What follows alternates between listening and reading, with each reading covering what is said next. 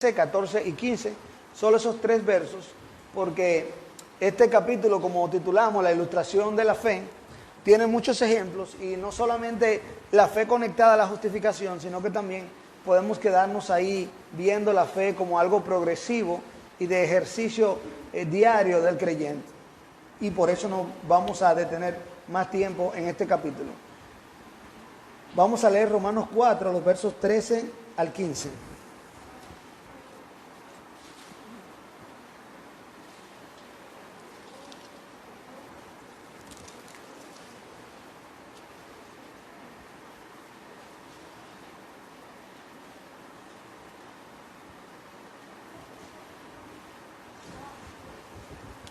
Romanos 4:13 dice, porque no por la ley fue dada a Abraham o a su descendencia la promesa de que sería heredero del mundo, sino por la justicia de la fe. Porque si los que son de la ley son los herederos, vana resulta la fe y anulada la promesa. Verso 15, pues la ley produce ira, pero donde no hay ley, tampoco hay transgresión.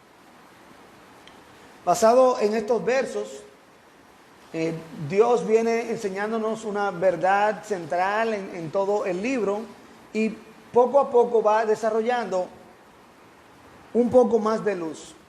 Los últimos pasajes, desde el capítulo 3, Dios nos ha dicho de manera categórica que la justificación es por fe. Y cuando hablamos de la justificación, tiene un término amplio y nos habla, ¿verdad?, de cómo entrar en una relación correcta con Dios. Nos habla en el término legal de nosotros como culpables, que somos declarados inocentes por Dios, y también en el sentido espiritual de nosotros como pecadores, que somos declarados justos como si nunca hubiésemos pecado. Y todo eso es por fe, al creer a Dios, al creer en Cristo. Ahora bien, la lucha está en que aquí hay una audiencia judía que se le está hablando, pero los judíos con otra cultura diferente a la nosotros, pero nosotros con la misma naturaleza pecaminosa, aunque sea con otra cultura, el mismo pensamiento, no puede ser posible. Eso es muy fácil. Yo tengo que hacer algo. Y esa es una de las luchas más grandes que nosotros tenemos, aún los cristianos, porque fíjese que muchas veces a nosotros nos llaman la atención como esos grandes hombres, esas grandes mujeres, esas personas que han hecho tanto y que son tan rectos y que hacen como que uno tiene esa mentalidad porque hay que hacer algo para llegar a Dios, para tener eso correcto con Dios. Y eso mismo es lo que usa el maligno para acusarnos, porque como nosotros no hacemos eso, entonces nos quiere acusar, pero es porque no creemos la verdad simple de Dios, que es confiar en Dios. Ahora bien, Dios aquí sí nos muestra, y si queremos pensarlo así, si hay alguna responsabilidad humana, si hay algo que yo tengo que hacer, si existe algo que yo debo hacer para tener una buena relación con Dios, para tener la salvación, para ir al cielo, ¿usted sabe qué es? Creer a Dios, la fe. Y eso es lo que vamos a estar hablando en estos versos, fe. La responsabilidad humana en la salvación. La fe es la responsabilidad humana en la salvación. Aquí este pasaje continúa explicando cómo podemos tener la relación correcta con Dios. Cómo somos justificados delante de Él. Cómo podemos ir al cielo. Este capítulo contiene la ilustración de la justificación con el ejemplo de Abraham, que también él es el ejemplo de la fe, con el propósito de mostrarnos cómo el mismo precursor de la religión judeocristiana, Abraham, cómo él fue justificado por fe. Como les decía, esto es difícil de entender para nuestra mente religiosa ritualista, donde nosotros tenemos que hacer algo, tenemos que hacer obras, tenemos que guardar los mandatos, preceptos, día a día, hacer rituales para nosotros ganarnos esa relación y esa salvación con Dios. Eso es lo que nuestra mente nos dice, nuestra lógica nos dice, y se nos hace difícil creer que solamente es confiar en Dios. Los judíos creían que tenían que guardar toda la ley para ir al cielo, para estar bien con Dios.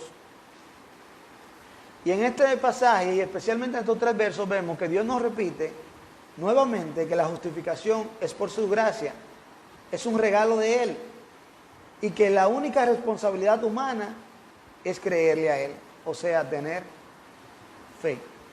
La justificación es un regalo de Dios por gracia, y la única responsabilidad humana es creerle a Dios, o sea, la fe. ¿Cuál es la responsabilidad humana en la justificación? La fe. La fe es la responsabilidad humana en la justificación. En la Biblia encontramos términos como justificación y otros que describen doctrinas de la salvación. Cuando Dios nos salva, encontramos que hay justificación, hay redención, hay elección, hay predestinación.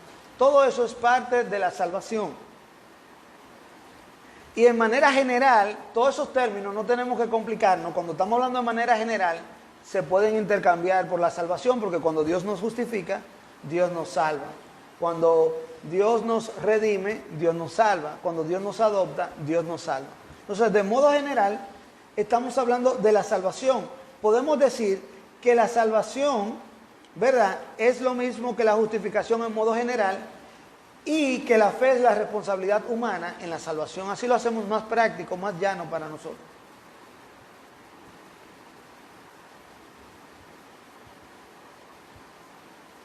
La fe es la única responsabilidad humana en la salvación. Así lo construimos más práctico. Vamos a orar. Señor, gracias te damos en este día. Gracias por permitirnos estar aquí, Dios Todopoderoso. Te pedimos, Dios del cielo, Dios de la gloria, que tú bendigas todo este tiempo de principio a fin y que permita que seamos edificados y que tú nos ayudes a seguir creyendo en ti. Gracias por todo, Padre. En el nombre de Jesús. Amén. La fe es la única responsabilidad humana en la salvación. Aquí leyendo, dice el verso 13 de Romanos 4, porque no por la ley fue dada a Abraham o a su descendencia la promesa de que sería heredero del mundo, sino por la justicia de la fe. No fue dada por la ley, sino por la justicia de la fe le fue dada la promesa. La promesa de Dios es dada por fe. Y es importante entender esto, porque hay 2 palabras griegas para promesa. El español es un idioma muy rico, muy específico, pero el griego todavía es más específico. Tenía varias palabras para lo mismo y cada palabra era más específica. La primera palabra es una palabra que significa una promesa hecha en cuanto a condiciones, o sea, una promesa condicional. Un padre le dice a su hijo: si tú pasas de curso, te voy a regalar un libro. No se ponen contentos ellos con eso. No, pero es por poner un ejemplo, para no darle creatividad con otras cosas. Entonces, quizás ese hijo muy estudioso quiere ese libro, y es un libro difícil de conseguir, quizás un libro muy caro. Y quiere su libro, y termina el año escolar, y va a buscar su libro, pero no pasó el año escolar. Y su padre le dijo: si pasas de curso, o sea, si pasas de grado, vas a tener ese libro. Entonces, como no pasó, no hay libro. Esto es una promesa condicional. Ahora, hay una segunda palabra griega, la palabra evangelia, que significa una promesa dada de la bondad del corazón de alguien incondicionalmente, sin condiciones. Yo te voy a regalar un libro, independientemente, o te voy a regalar ese libro que tú quieres. Ahí no hay ninguna condición, sino que ahí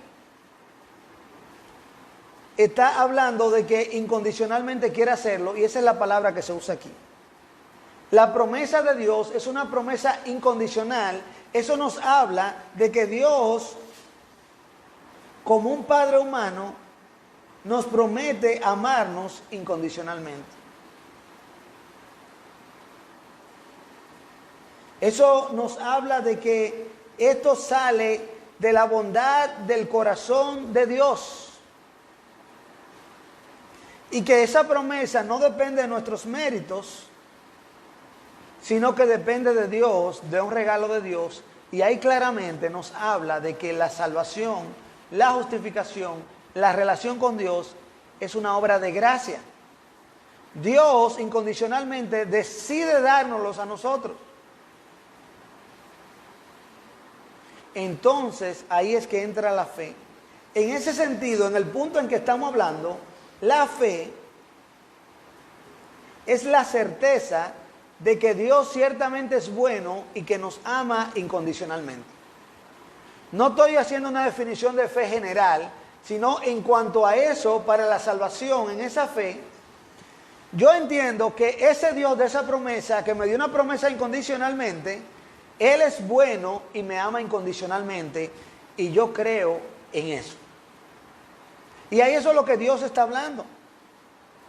Esa promesa incondicional de la bondad de su corazón nos muestra que la salvación es por la pura gracia de Dios y que nosotros no podemos hacer nada más que creerle a Él tal y como Él es.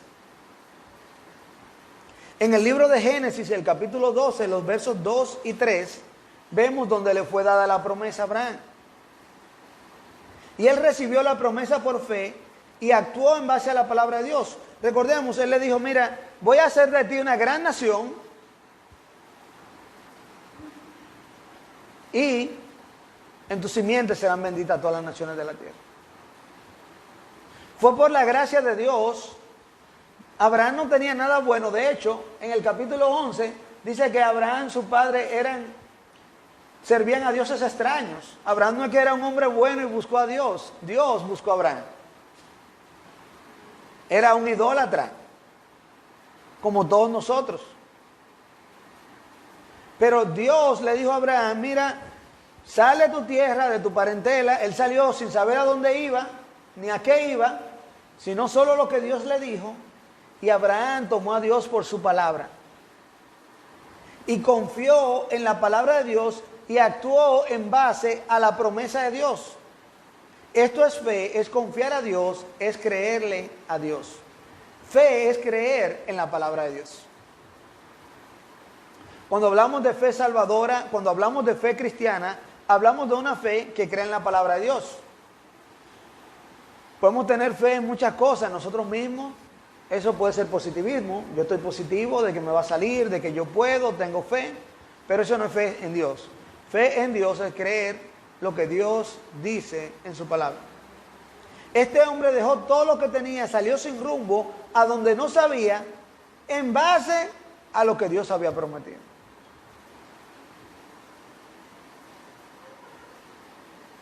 Dios le dio esa promesa porque quiso. Abraham le creyó a Dios por fe, porque siempre ha sido por fe un regalo de Dios, por la gracia de Dios. Cuando la promesa fue dada, yo decía, no, mire cómo es. Entendían ellos que la promesa fue dada por la ley. Pero no, cuando Dios le da esta promesa, para él actuar tuvo que creerle a Dios y desde ese momento entró la fe. Porque la fe es la única responsabilidad humana en la salvación. La fe es la única responsabilidad humana en la salvación. Verso 14 dice, porque si los que son de la ley son los herederos, vana resulta la fe y anulada la promesa. Vana resulta la fe y anulada la promesa.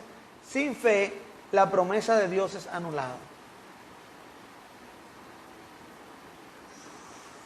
Ahí parece como si, ¿verdad? ¿Por qué es anulada? La palabra de Dios ya ha establecido claramente, especialmente en el libro romano, y por experiencia propia lo sabemos, que nadie puede guardar la ley por completo. Y nos dice en el libro de Santiago que si infringimos la ley en un punto, nos hacemos transgresor de todos. Un ejemplo muy práctico que ponemos es cuando nosotros vamos manejando, guiando en la calle, vamos hacia el empleo o hacia la iglesia, nosotros puede ser que pasemos 3, 4, 5 semáforos antes de llegar y varias señales, no doble en U, no doble a la izquierda en rojo, puede ser que pasemos límite de velocidad y guardamos todas esas señales. Pero justo antes de llegar, vamos a decir al templo, encontramos un letrero que dice no estacione aquí o no estacione a este lado y no estacionamos ahí. Viene un policía de tránsito, nos da una contravención. Sería un argumento fuerte decirle, mira, de mi casa aquí, yo pasé 9 señales de tránsito y la guardé todita. Yo nada más fue esta que no cumplí. ¿Verdad que no? Si lo ponemos en base a los 10 mandamientos, es decir, yo guardo 9, nada más hay un solo que no guarda. Eso me hace transgresor de todos. Entonces, si la promesa de Dios a Abraham, al igual aquí aplicada la promesa de la salvación, es por la ley, entonces anula la promesa porque nadie podría hacerlo y eso lo haría condicional. Y nadie podría obtener esto. Entonces, ¿qué es lo que nosotros podemos hacer? Confiar en Dios, porque la fe es la única responsabilidad humana en la salvación. Dice el verso 15, pues la ley produce ira, pero donde no hay ley, tampoco hay transgresión. La ley lleva a la transgresión. Donde no hay ley, no hay transgresión. Ese mismo ejemplo que le decía, ahí donde decía no estacione o no estacione a este lado, usted se estacionó, usted si lo hizo, quebrantó la ley, cometió una transgresión. Pero si ahí no decía no estacione y se estaciona ahí, no ha cometido ninguna transgresión porque no había ninguna ley. Eso es lo que está diciendo la palabra. Si nosotros mismos queremos poner algo por ley que no es por ley, entonces nosotros mismos nos llevamos a la transgresión. Cuando viene la ley, viene la transgresión de la ley, su quebrantamiento es lo que se espera. Se puso un letrero no estacione, se espera que alguien se va a estacionar ahí. Nuestra propia naturaleza es más atraída, fuertemente atraída y seducida hacia lo prohibido. Cuando algo no se puede, la naturaleza pecaminosa lo quiere, lo desea. Y si esa ley no se fuera a quebrantar, no fuese necesario hacer una ley.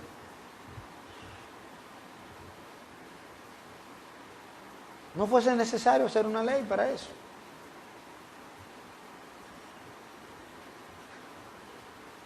No hay una ley todavía que diga, es obligatorio, una ley humana, es obligatorio que los seres humanos se reproduzcan. No. Quizás si llega a un punto donde nadie quiere reproducirse, tengan que poner esa ley.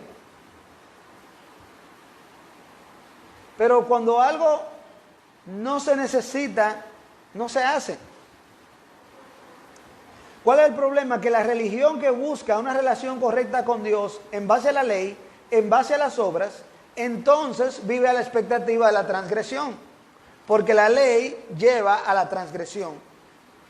Por lo tanto, una larga serie de transgresiones para ser penalizadas, castigadas. Si yo estoy esperando una salvación por obra, por ley, esa ley me lleva a la expectativa de la transgresión, de que voy a quebrantar esa ley. Esa transgresión me lleva a una pena, a un castigo. Y aquí en el inicio yo no vivo entonces con la misma paz y tranquilidad que Dios por su gracia me ha dado y que a mí solo me cuesta creer a Dios. De hecho, cuando uno quiere hacerlo de otra manera, no es solo dejar de creerle a Dios, es como que lo que Dios dice, eso es muy sencillo, eso es imposible, yo sé más que tú. O yo ser muy orgulloso para pensar que como yo digo es mejor que como Dios dice. La religión que busca la relación correcta con Dios en base a la ley está a la expectativa de una serie de transgresiones para ser penalizada. Y así como la ley lleva a la transgresión lleva a la condena o a la condenación. Por eso aquí dice que la ley produce ira. Aquí en el libro de Romanos aprendemos que la ira de Dios es la condena justa por la transgresión de la ley por el pecado. Dice en Romanos 1:18, porque la ira de Dios se revela desde el cielo contra toda injusticia e impiedad de los hombres que detienen con injusticia la verdad. La ira de Dios es el juicio de Dios. La ira de Dios es el justo juicio de Dios contra el pecado de la humanidad. Por no creerle a Dios, por buscar las cosas, hacerlas como nosotros creemos y pensamos, lo que hacemos es que las complicamos. Porque tratando de hacerlo así, lo que vemos es que la ley no quita la culpa de nuestro pecado, sino la fe en la promesa de Dios. La fe en la promesa de Dios. Y mire, es tanta la lucha que he visto muchas personas que buscan de Cristo y conocen de Dios, y vienen personas religiosas, ritualistas, y usan la misma Biblia y buscan los mandatos y preceptos del Antiguo Testamento y empiezan a enseñarnos a nosotros, mira, ustedes tienen que guardar este día y ustedes tienen que congregarse este día y ustedes tienen que dejar de comer estos alimentos. Y nosotros decimos, es verdad, yo estoy mal, yo tengo que hacer todo eso. Y en Colosenses nos dice que nada de eso es necesario, que todo eso es sombra de lo que había de venir. Que sí, que hay buenos principios en manejarse, en tener un dominio propio, en dejar de hacer ciertas actividades, en si uno quiere dejar de consumir ciertos alimentos. Hay muchas cosas en eso. Pero ninguna de esas cosas son necesarias para la salvación. Porque la ley no quita la culpa de nuestro pecado, sino la fe en la promesa de Dios. Buscar la relación correcta con Dios por otro medio de la fe o por otro medio que no sea la fe es estar destinados a la condenación de Dios. ¿Por qué? Si por obras, que vendría siendo por la ley, eso me lleva a transgresión. Esa transgresión me lleva a una condenación, que es la ira de Dios, el juicio de Dios. Si yo estoy buscando cualquier cosa para allá, que no sea por la fe, al creer en Dios, yo mismo me estoy destinando a la condenación de Dios, porque no hay otro medio, no hay otra manera. Aquí tenemos ilustradas las dos opciones. La primera es buscar la relación correcta con Dios por nuestros medios, que está demostrado que ya está condenada al fracaso. O la segunda es buscar la relación correcta por Dios, por fe, donde ya Dios, por su gracia, ha hecho todo por nosotros.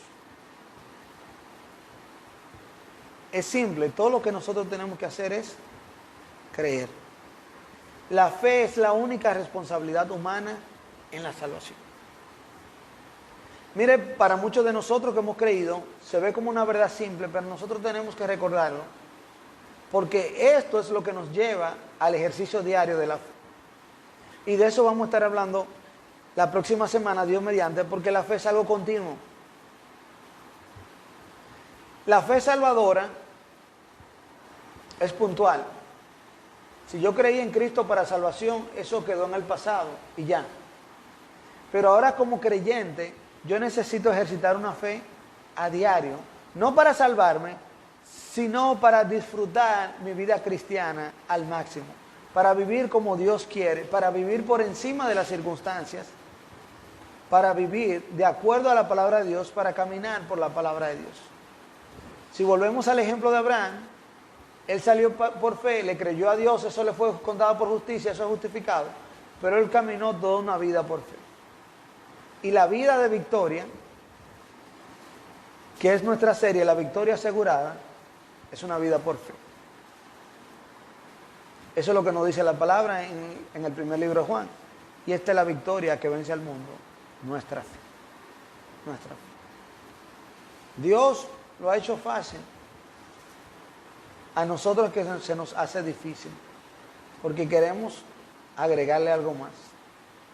La primera vez que se da la declaración de que el justo por su fe vivirá,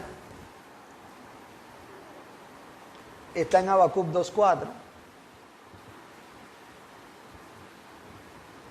Y cuando se hace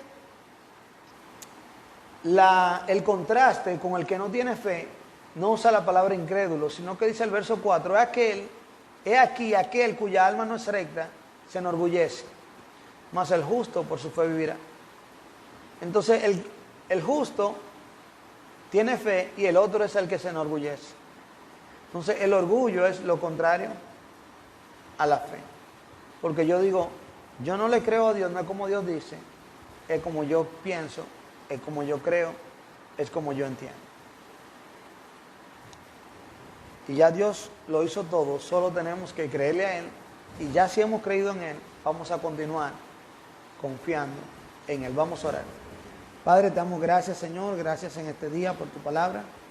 Gracias porque tú permites que ella sea enseñada, que ella sea predicada en cada momento.